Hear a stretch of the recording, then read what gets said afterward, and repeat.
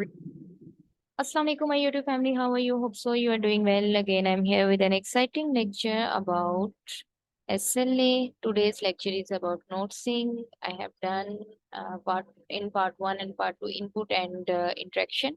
So today's lecture is about noticing. So please, first of all, don't forget to subscribe my channel and share with your friends and class fellows.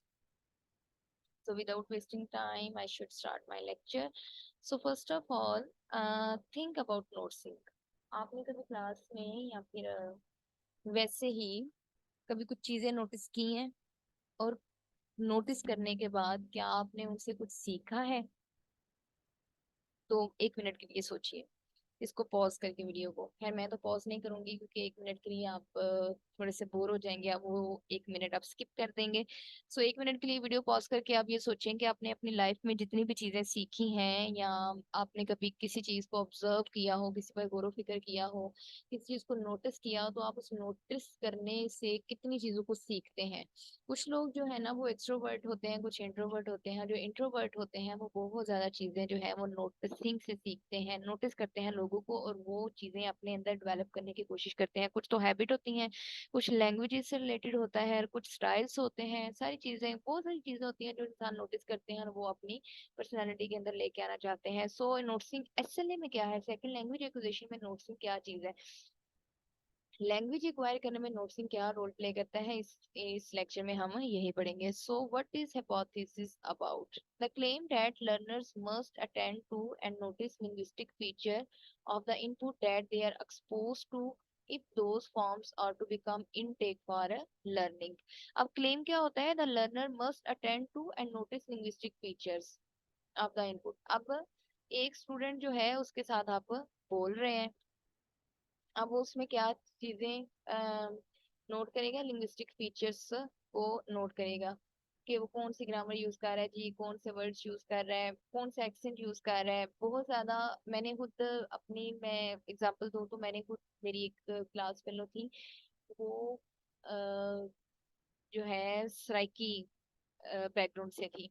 तो लेकिन जब वो English बोलती थी तो जो है ना, बोलती हैं अभी भी जब वो इंग्लिश बोलती हैं तो उनका एक्सेंट एक बहुत डिफरेंट जाता है और वो मुझे बहुत ज्यादा स्वीट लगता था और मैंने उसको खुद कैरी करने की कोशिश की थी और बहुत ज्यादा नोटिस करती थी। और मुझे खुद भी बहुत ज्यादा अभी ये वाली आदत है कि मैं बहुत ज्यादा नोटिस करती हूँ लोगों के एक्सेंट को, और मुझे बहुत ज्यादा अट्रैक्ट भी करते हैं। और जो एक्सेंट मुझे अच्छे लगते हैं, अगर मैं उनसे बहुत ज्यादा बात करूँ तो मैं कोशिश मेरी यही होती है कि मैं थोड़ा सा उनसे वो चीज सीख लूं अगर मुझे वो पसंद आ रही हो।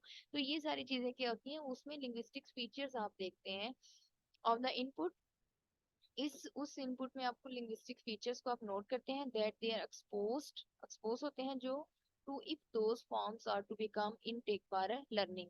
अब इनटेक क्या है और इनपुट क्या है, यहाँ पे ना थोड़ी कंफ्यूजन है। कुछ लोगों को इनपुट और आउटपुट में थोड़ा सा मसला पेश आता है कि इनपुट जो होता है वो भी तो जो है वो वाली लैंग्वेज है कि अगर टीचर्स इंस्ट्रक्शन दे रहे हैं, हम मैं जैसे लेक्चर दे रही हूँ तो वो आप इनपुट आपको मिल रहा है, ठीक है।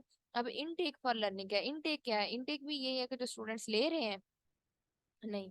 अब जो इनपुट है ना, इनपुट ये होगा कि अगर आप input refers to all the target language that the learners reads and hears, जैसे अभी मैं आप बोल रही हूँ सारा कुछ, आप ये सारी लैंग्वेज पूरा लेक्चर जो है ना ये इनपुट है, ठीक है।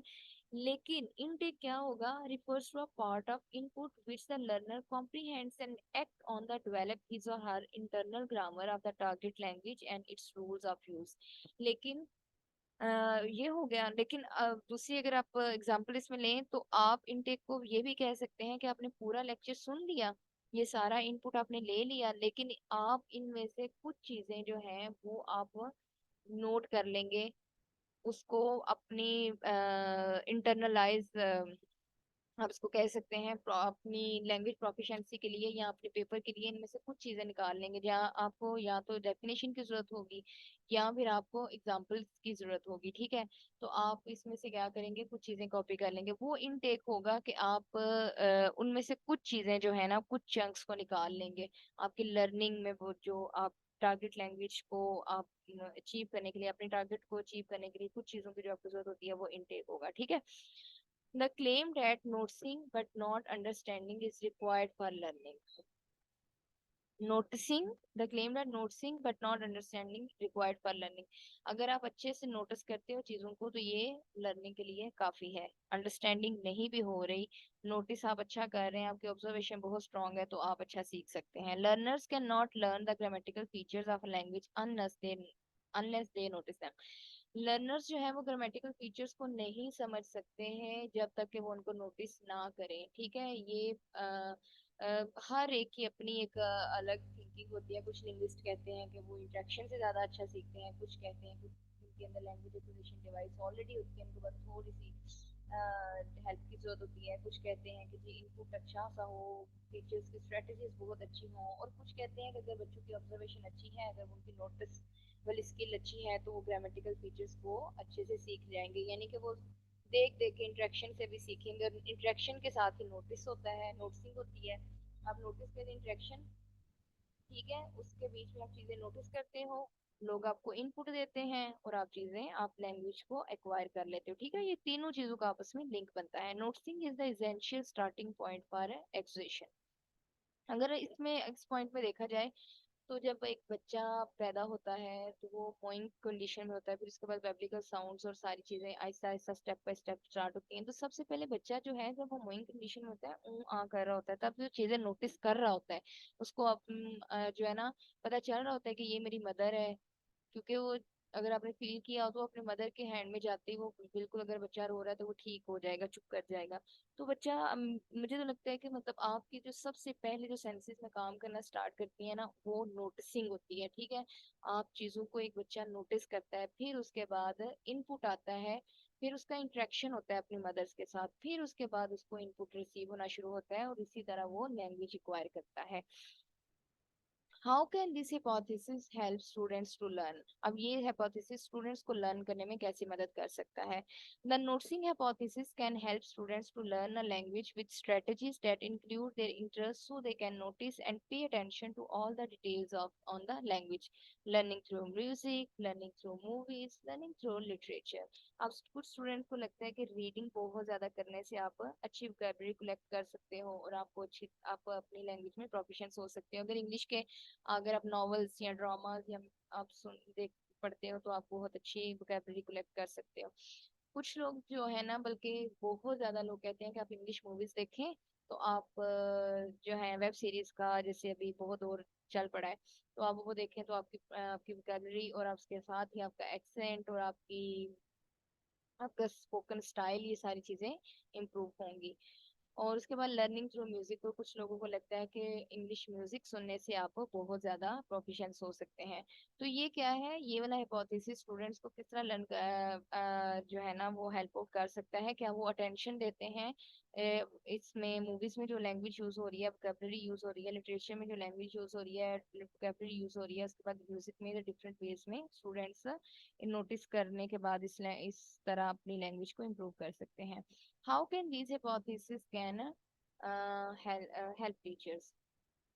अब ये टीचर्स की हेल्प कैसे करते हैं? The noticing hypothesis help teachers to motivate language learning outside the classroom, because students continue listening to music, watching TV or reading after classes. In this way the learning process does not end.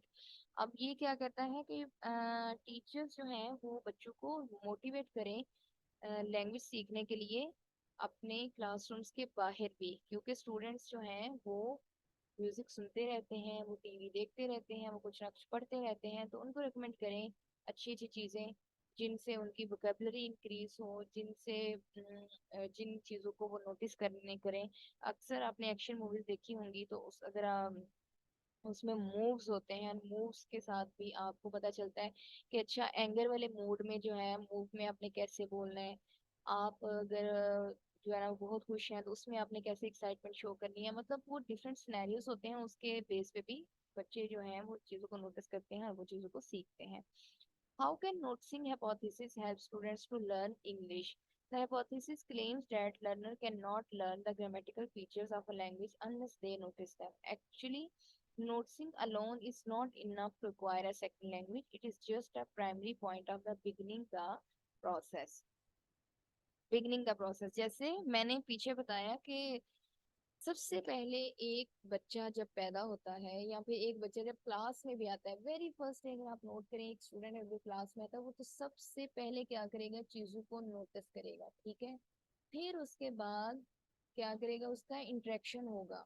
ये एक primary point है कि आपने चीजों को notice करना शुरू किया। सेकंड में आप क्या करोगे, लोगों के साथ इंटरेक्ट करोगे, फिर आपको इनपुट मिलेगा, और इनपुट के साथ ये तीनों चीजें मिलके आपकी लैंग्वेज को इम्प्रूव करेंगे, ठीक है। इसलिए आपका part 1 input, part 2 interaction and part 3 नोट्सिंग, इन तीनों लेक्चर्स को सुनना बहुत जरूरी है। इन तीनों पार्ट्स के बगैर आप नहीं समझ सकते कि आप एक लैंग्वेज अच्छी तरह, आप लैंग्वेज में प्रोफिशिएंट कैसे हो सकते हैं।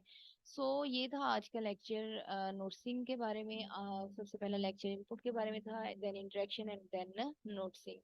इन तीनों को मैंने पार्ट 1, पार्ट 2 एंड पार्ट 3 में डिवाइड करके इनको कोर्स कर दिया था। एंड इंशाल्लाह अगर मुझे लगा कि इसकी जरूरत है तो मैं इसकी एक वीडियो इकट्ठे भी अपलोड कर दूंगी। होप सो आज का लेक्चर आपको पसंद आया होगा। अपना बहुत सारा ख्याल रखिएगा, चैनल को सब्सक्राइब करना मत भूलिए, अपने गाँव में याद रखिए। अल्लाह हाफिज।